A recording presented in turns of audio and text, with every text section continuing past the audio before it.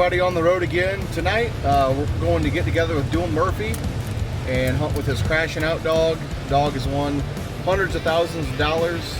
Been on a pretty big win streak for a while, and it'll be nice to catch up with my friend Duell. I always enjoy going hunting with him.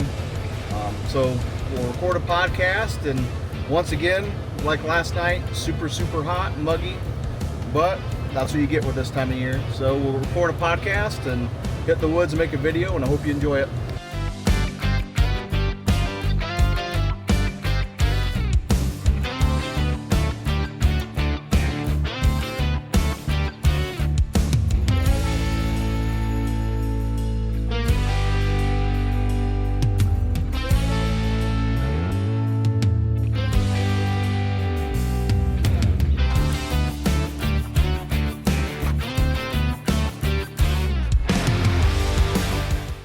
So I purposely didn't ask very many questions when we were driving because I talked to Kevin Thursday night for about 2 hours probably before we started recording the podcast. Yeah. And then talked to Ricky about an hour before. Yeah. And a lot of it couldn't be used for a podcast anyways because it have to be edited out. Yeah. But, so I guess just how you doing? How you been since I hunted with you? Pretty good. We, how's it been, a year? I've probably been pretty close to, well, if you're not 2 years, I think. Yeah. I guess I've seen you at hunts, but like since we've hunted together, it's probably been a couple of years. Yeah, I've seen you at the TOC, but the last time you were out here filming was probably 2 years ago, I'm pretty sure. Yeah, probably. So, what dog you got with you right now? I got Heather Island Crashin out. He's 5 years old. He'll be 6 in December, and I got him I think I got him a year and a half ago. I got him in the winter, and we struggled a little bit at the beginning. I had to figure out what he needed and what he didn't need, and we started clicking and figuring things out, what worked for him, and this is where we are now. How old is he? He'll be 6 in December. Okay. Yep. Do you know how he's bred? Yeah, he's Schooner River Fred Bear on the top, and on the bottom side he's Johnson Creek Abbey. And that's Nick Emmel's female. Yeah. He's got a really nice head on him. I like his body's nice too, but he's a good looking dog. Yeah, he's built like one should look, you know. Mm-hmm. Not too big, not too small, just right. How's he hunting? It's weird. Sometimes he'll go over here and tree one at 100 yards, and then sometimes he'll go a mile and tree one. You never know. But when you put him in thick coon, that's where he really shines. He'll tree him as he comes, and that's where he's really hard to beat. When the coon are down and moving, he's really hard to beat like that. Pretty good strike dog, I assume. Yeah, when I got him, he was a quarter strike dog, and you could pretty much strike and tree him in the same breath. And I've done a little bit of tweaking on him to see if I could get a little bit of strike out of him, and now I'm striking for 100 a lot. I've still struck for a quarter here and there, you know, but like I don't shoot him coons and stuff because he acts a little goofy anyways on shooting coons, but I just did a couple little things that I thought might help, and it's paid off because that 100 strike's a big deal. Yeah. How much have you won with him? So when Ike bought him for me, he had 22,001, and as we speak right now, he's got 222,001. Jeez. Yeah. And that's just in PKC. So he's got we went to Pro Slam for UKC, and I think we won 4,500 or something at that. And then we I think he had a couple thousand won in Pro Sport before I got him. I haven't hunted him in a Pro Sport. How was that UKC slam hunt? I haven't been to one of those. It was pretty good. They had this one up at Walker Days in Rochester, and I didn't go the first night because I was at a hunt, and I got beat at that hunt, so I drove all the way home and found an entry and went up there, and I really like them. Like I think they should have more of them. Like UKC's doing big things, and they're going in the right direction. So I like them, and if I'm ever available to go to another one, like, I'll go, because I like the hunts. They got the best rules and just everything. Yeah. I just wondered, because when I first saw like their idea and what they were thinking, I thought it would be a pretty good idea. That I'm surprised. I mean, I'm kind of surprised it took them that long to get there, but I'm glad they did, because it's just something else that they're doing right that benefits the hunters and give them something else to kind of give back to the hunter, like some of their major events do. Yep, like before, they've never got a big PKC crowd, you know, and once you start putting some money, like when they did the TOC, look at all the PKC guys over there now. Not saying the PKC dogs are any better than UKC or vice versa, Yeah. But you definitely see people that you'd never see before to go get a trophy or a big check. You know? Yeah, it's cool to see stuff like that, because it's a big payout for not a lot of entry. Yeah. Like, there's a big reward for what you're putting in, and I really like the fact that you just got to get 5 cast wins. So then people are going to local hunts to get those wins to qualify to be in it. Yep.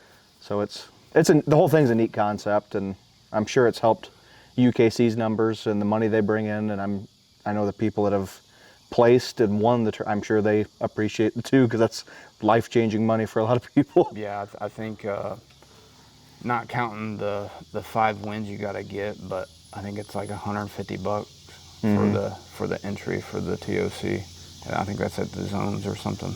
Yeah. But yeah, there's no other hunt out there right now that you can win $50,000 off $150. Yeah, that's the reason why there's so many people in it. I mean, it's a huge hunt, and where they have it is nice too. So it works out, because that's a huge problem if you have that many people in a hunt, is just finding enough space to host, and then all the guides and all that stuff. And so far, I haven't seen any real big issues with travel or any issues as far as that goes. No, I've been down there 2 years in a row. Well, I think 3 years in a row, and I've never been to a bad spot guided down there yet. You know, they got so many options on where to go. I think some people may have to drive an hour or so sometimes, but you're going to be in good hunting, so you can't really complain if you only drive an hour to get to it, you know. Right. Yeah, especially considering a lot of other big hunts, you're driving a lot further than that to hunting. It's not necessarily good hunting, it's just to turn loose sometimes. Exactly. Well, what hunts you got coming up you're going to put him in? We're this coming weekend, we got a Pro Classic in Michigan. It's a $3,000 entry. It pays $10,000 each night to win it if you were to hunt it off. I think splits $5,000 each night. So that's next weekend, and I think there's a couple other big Pro Classics that are coming up. It's hard to keep track. Like there's like I've been on the road for 2 months going to hunts, and it's just crazy because there's just so many options to go every weekend. Yeah. And I had my boy's birthday party this weekend, so I stayed home and just went to a little hunt last night. But it's weird being home on the weekend. Yeah. Well, it would suck being gone that much, but if you have a dog that can win like he does, then you have a lot better return rate on being gone, because you can actually make a lot back. You know what I mean? It'd be different if I was just going to take a pleasure dog out and be gone every weekend versus a dog that's won 200 grand. That's a little different. Yep. And then sometimes when you don't win and you're on that long drive home, you're like, man, really? Yeah. Like, what? Come on now. Yeah. Has he won? Like, is there any hunts where he got like big chunks of money? Yeah. It was like 2 weeks ago. It was the Jarvis Humphrey $100,000 hunt down in Junction, Illinois, and you have to win. You get an early and a late round to hunt. We won early, so we sold our late round, and then the next night, the top 16 hunt, and then the final 4 off after that hunted off. So we won early round, and then we got in the final 4, and the split was $43,000 and some change. So it was really hot out and everyone was ready to be home already. So we all split 43,000. So we had a really good weekend. Yeah, that's a pretty good weekend. I still looking at him. I can't believe he's built so nice. Yeah. He's leggy and he look at him wagging his tail. He knows what we're talking about. He's muscular, leggy, but he's not lanky. Yeah. He's well put together. He's got a good head on him. I imagine he has a pretty good mouth too. Yeah, not bad. When you're, obviously if you're gone as much as you are, what do you do to keep him ready for hunts? So it took me a little bit to figure out what he needed during the week to be prepared for the weekends, because we actually have a construction business, and sometimes we get slammed to where I can't hunt all night, every night, and I need to take a couple days off because I'll be out of town for work. So I figured it out, and I hunt him twice a week. And one night I'll hunt him all night long, and then one night I'll hunt him till like 2 or 3. And that's what we've been doing, and it's been working, so I don't think we're going to switch it up at this point. As long as I keep him in shape and everything, he already knows how to treat coon, you know. Yeah. So we're just going to keep trying what we've been doing, and hopefully it keeps paying off. Yeah, just keep him fresh and keep his mind right. You can tell you can sense it's getting dark. He's winding something back there, I think. All right, now we're going to move into the question portion. So if you're listening to this and you like these videos, interviews and stuff, if you want to submit questions, just get on my Patreon page. And when I go to meet with someone, I post a comment section where you can leave questions. So these are where these are coming from. The first question I ask a lot of people, it's, what do you think the main difference is between just a really, really good coon dog and a top competition dog? So a really good coon dog is, I would say, a pleasure dog if it's just a really good coon dog, you know. It's a dog that's going to have coon, and it's going to not blow through the world every time. It's just going to tree them as they come. And then as far as a competition dog, is going to get struck really good and tree them as they come, or blow in there a mile. As far as the good coon dog may go in there and tree with another dog, but like in the competition, you want your dog on your own tree so you can get as many points as possible. Yeah. So that's what you think the thing that separates a top dog is one that will, like, moving, I guess. Is that what you? Yeah. The ability to hustle through there, I guess. Yeah, I would say so.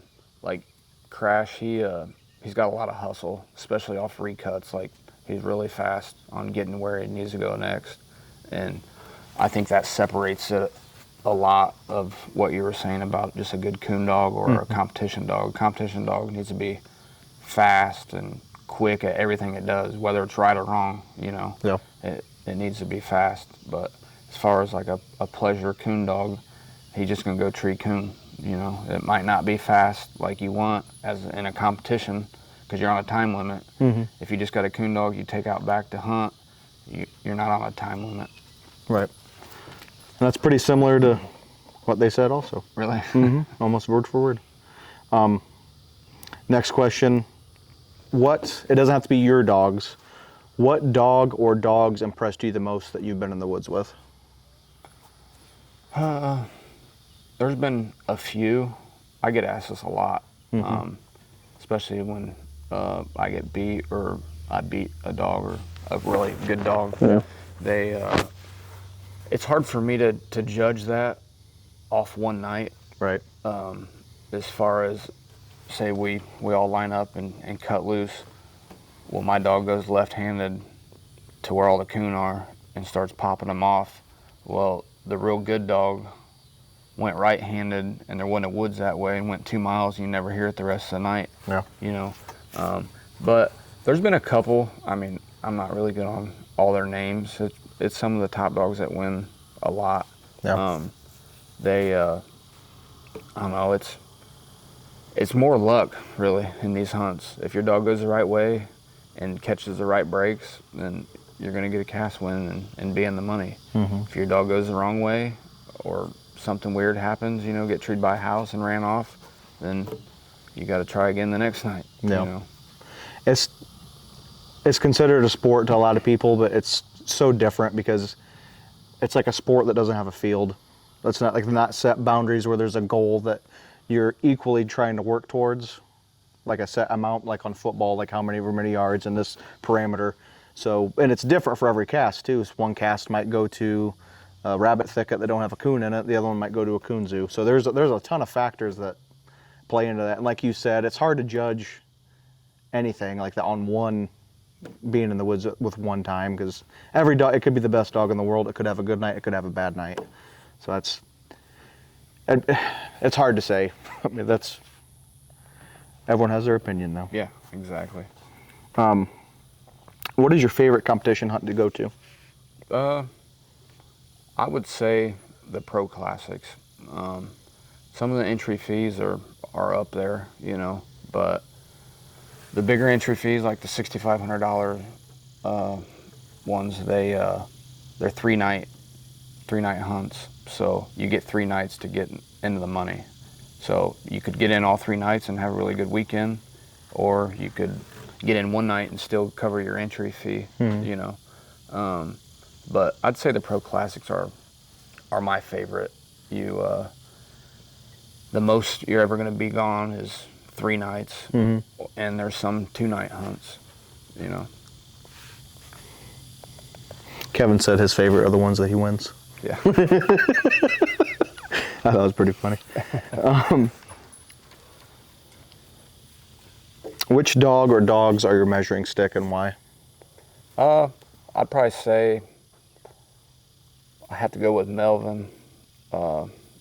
He made it pretty easy for me. All I had to do was call him in the hunts. And I pretty much used what he showed me he had to see what the rest of these dogs have, if they had what he had.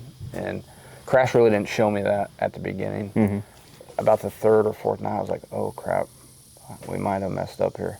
He was training some holes and stuff, which he just wasn't familiar with everything around here. Yeah. And so I used Melvin and Piper. That's another dog I had. And she just trees Coon right here, bam, bam, bam. And if you got a dog that do that, you can win a lot in the right situation. Right. Is Crash kind of related to Melvin? Yeah, they got the same dad. That's what I was thinking. And then Piper is off of Track Rat, which Abby's off of Track Rat. So they're all yeah, pretty close bred. Yep. Or close related. And when Abby was bred to Fred Bear, I was actually half owner of her. Oh, so I'm on the breeder. Yeah. Me and Emil are on the breeder papers on it. That's pretty cool. Pretty cool. Yeah. If you had to hunt and start a pup that wasn't out of your stuff, so I guess kind of talking, if you were gonna hunt a different line of dogs or breed a dog, what would you go with? That's a hard question. Yeah. I would say I've really liked what I've seen out of the Phrogger dogs. They've got the mouth, they move, and then also a little money. He's got some really good pups, and I've been beat by a lot of their pups on both ends. And I would say probably them too. Yeah. There's, once again, there's a ton of different answers you can give, because there's not a wrong answer. Right. There's a ton of great dogs that get pushed pretty hard. So you get to see, and with social media, you get to see what they're doing, like right now versus before. You'd have to kind of wait for magazines and stuff like that. Yeah. And that is it as far as the questions go. Trying to think, is there anything else we didn't? Do you have any other dogs right now besides him? You got any pups or anything else you're hunting? So I have Cowboy, which is off Buck Creek. Crowson? Yep, Buck Creek Crowson. I'm not familiar with all of them. Yeah, but that's about the only one I know. Yep. Their main stud dog. Yep, and he came from Tennessee, and I really like him. Crash is definitely a summer dog, so I kind of put Cowboy up in the summer. I still hunt him. He still tree coon, do everything the right way, but Crash has has that little more advantage of on them in the summer. And then in the winter, I'll put Crash up a little bit and hunt cowboy more. And that's about the only 2 I got at the house. And then I just bred Crash about 30 days ago to Logan Douglas Dixie female. Okay. And he took he took her to the vet and got x-rays done, and she's got a belly full of pups. That's so good. I'm kind of excited to get a couple pups off of that litter and see what we can do with them. Hopefully there's another Crash out of them. Yeah. How do you know how that female's bred? All I know is she's out of Mr. Clean. Okay. Yeah. Yeah. There's probably a coon coming out right now. There's something over there. He gets weirded out if he sees something. What about fireworks? Does that bother him? No. Well, it's getting dark now, so we can start getting ready. Yeah.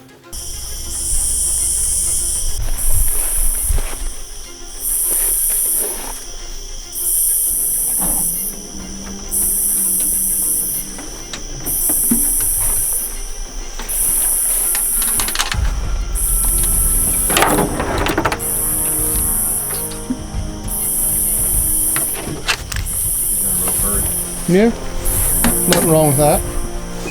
Starting them busting out and breaking out. Yep.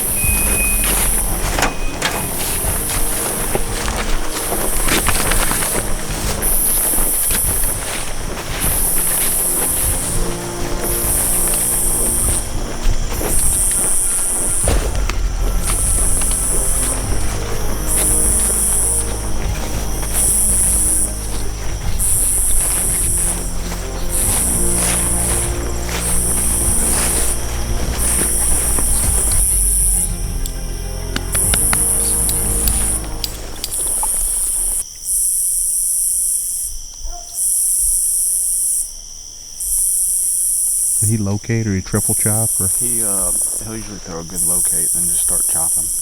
I just wonder because I heard him do that triple chop there. There's a fence right over there where he's at. It messes with him sometimes.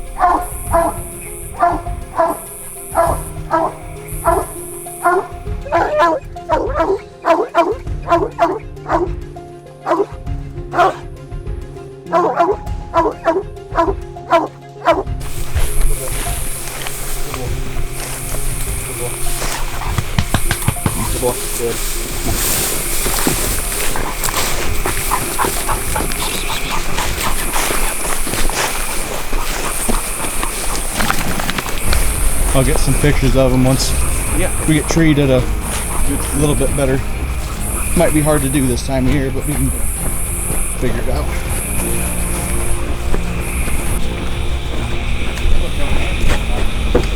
What is it? I swear I've never seen one on my throat.